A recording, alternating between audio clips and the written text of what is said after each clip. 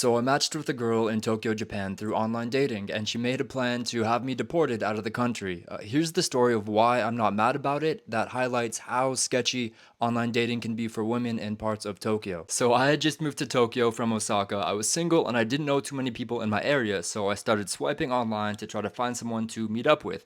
I matched with a girl, so we decided to meet up for lunch. So I go to the place I'm supposed to meet her, and I'm waiting on the bridge, and she's late, and I found out why later. She was actually there before me, but we meet up and we go on to have a fun day together. At the end of the day, we're making plans to see a movie later, but then she says, "Omoshiroi yatsu kikitai?" Like, do you want to hear something interesting? And I say, yeah.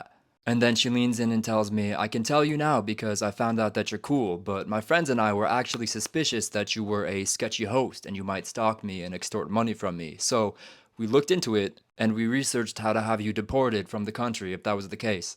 So I was surprised and I said, "Oh no, don't do that." She told me she found out what kind of work visa I was on. She researched that it would be a violation of it if my sponsor had an entertainment license, like for host clubs. And her and my friends found out which authorities to contact if I did end up to be a sketchy host so that my visa would be revoked. Not only that, but they were so suspicious of me that her and her friends showed up early to where we were supposed to meet and were like watching me from a distance to see if I was doing anything suspicious while I waited. I don't know what anything suspicious would have been, but those are pretty good friends, to be honest. I was kind of freaked out, to be honest. I told her I was not working as a host, and then I asked her why she thought I was a host. And then she told me that her friend met up with a host on a dating app and he stalked her and he like extorted money from her, and that was actually not an uncommon thing in Shinjuku, Tokyo, to the point where like police had done raids on host clubs because of it. Then she said my photos on my dating app made it look like I was a host and that I should do something about it. So then I was like, why would you even bother meeting up with me if you thought it was such a risky situation? And she did have a charming answer. She was like, "You're so interesting that I thought it was worth the gamble." And I'm like, all right.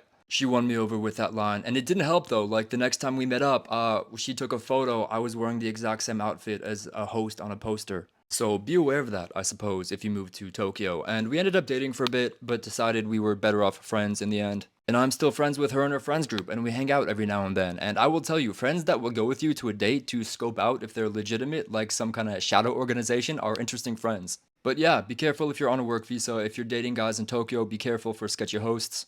Nothing really to learn from this story, I think.